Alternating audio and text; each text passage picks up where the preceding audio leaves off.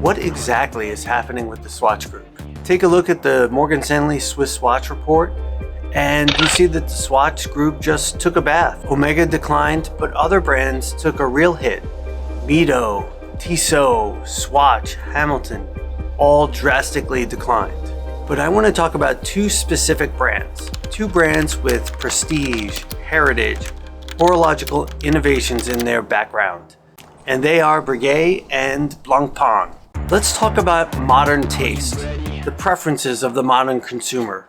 They're enjoying modern materials, titanium, ceramics, composite materials. They're enjoying varied dial colors. They're enjoying varied complications, but different complications. Moon phases are out and GMTs are in. But perhaps the biggest change is the preference for sports watches. People keep predicting that the rise of the dress watch is coming, but all I see are GMTs and watches with integrated sports bracelets. Let's talk about Blancpain's disastrous year. They went from 390 million Swiss francs in revenue in 2023 to just 320 million Swiss francs. Units wise, they went from 28,000 to 22,000, a drop of 21% year over year. Price per unit went up though from 19,380 to 20,810, a 7% increase.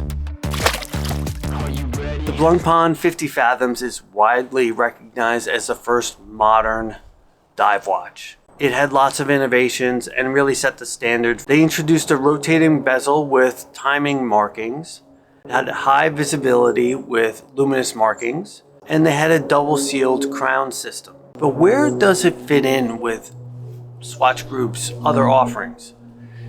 The 50 Fathom starts at $10,000 for its base model. On the other hand, you have Omega's Bond Seamaster that was around $9,000 when it was introduced. And aesthetically, if you had your choice between the two, I think most have picked the Bond Seamaster. And I guess that's my point. How does the 50 Fathom stand out from other Swatch Group watches? From the Seamasters, the Planet Oceans? Yes, there's the historical significance, but does that matter to today's consumer? We've talked about how modern tastes have changed, and the 50 Fathoms, like other dive watches like the Submariner and the Seamaster, have gotten fancier, shinier, less toolsy. But is the 50 Fathoms too fancy, too shiny? From a specification standpoint, yeah, the 50 Fathoms like the Submariner and the Seamaster will get the job done, but I think most of the buyers of those watches are desk divers and not really getting it wet. Beyond the 50 Fathoms, there's the Air Command, which is an aesthetically pleasing, very handsome watch. Before I started doing the research for this video, I didn't know it existed. I think it's a really nice looking watch that no one's heard of. Beyond the 50 Fathoms, I think most of us think is Blancpain is a dress watchmaker. There's the Villeret line, very handsome watches with some very nice complications. The one that stood out to me is the Quantième Complète with a moon phase. It starts at $29,000 US. I think there's a lot of competition at $29,000 out there. When I was doing research for alternatives for the 222 that just recently came out, there are a ton of models in the Vacheron line that you could get for under $30,000. As I look for my milestone watch, there are tons of watches out there between $25,000 and $30,000 that would compete with this Blancpain. So how does Blancpain stand out? So what does Blancpain do? Well, it's interesting. The Swatch Group actually tried something. Remember the success of the Moon Swatch? For $260, you could put something that very much resembles the Moon Watch on your wrist.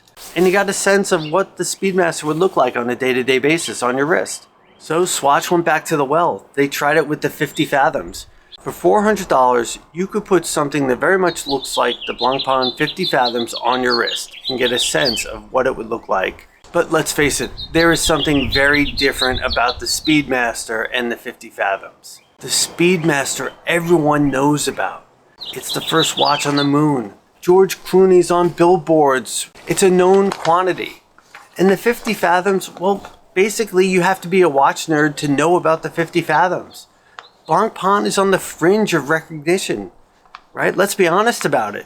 To me, it's much more likely to convert a Moon Swatch buyer to a Speedmaster buyer. Think about all the variations out there and all of the different price points out there.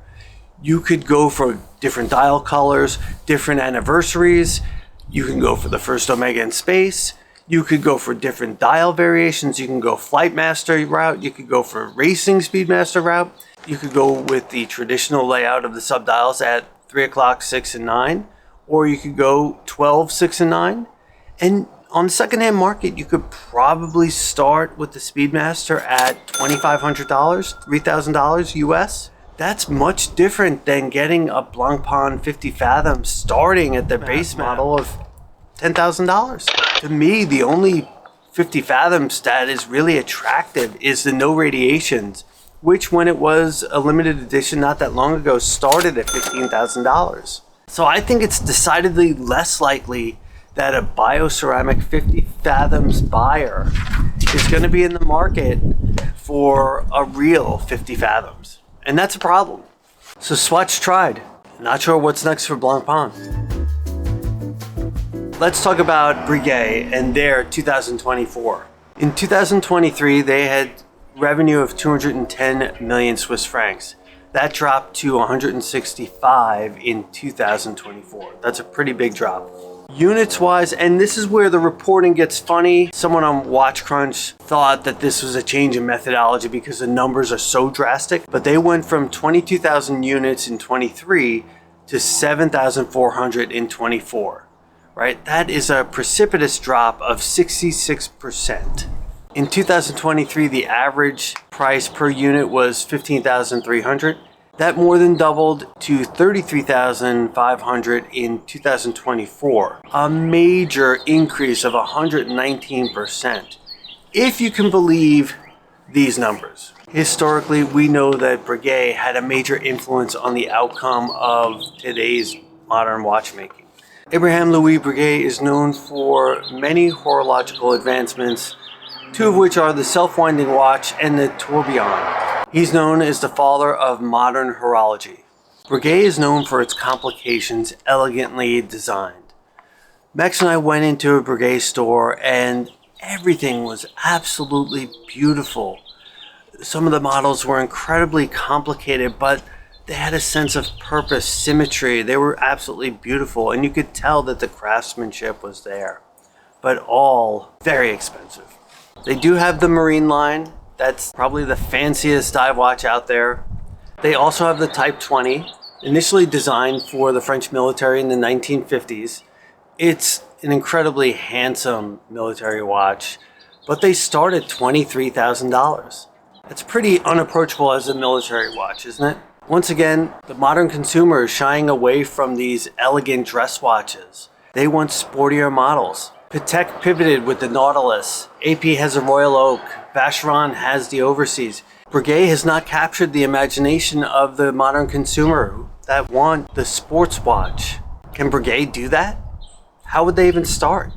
They would have to take a major break in their philosophy. They would have to break from what they're doing today, pivot, and put quite a bit of R&D behind developing their own sports watch. And I don't think it's in them. Will they chase that market? I don't think so. With that, I honestly think that Blancpain and Breguet are in major trouble. We have not seen very much in the way of variation in their modern lineup. They don't have a lot in the sports lines, the toolsy watches. It's just not in their DNA. I think at best they settle in slightly lower than where they are today. I think that's best case scenario. Whatever momentum built up during COVID is gone and it's not coming back. What do you guys think? Do you think Blancpain and Breguet can bounce back? Let me know in the comments. If you enjoyed this video, like, subscribe, all that good stuff. I'll catch you in the next one, and I really appreciate you guys watching. Take care.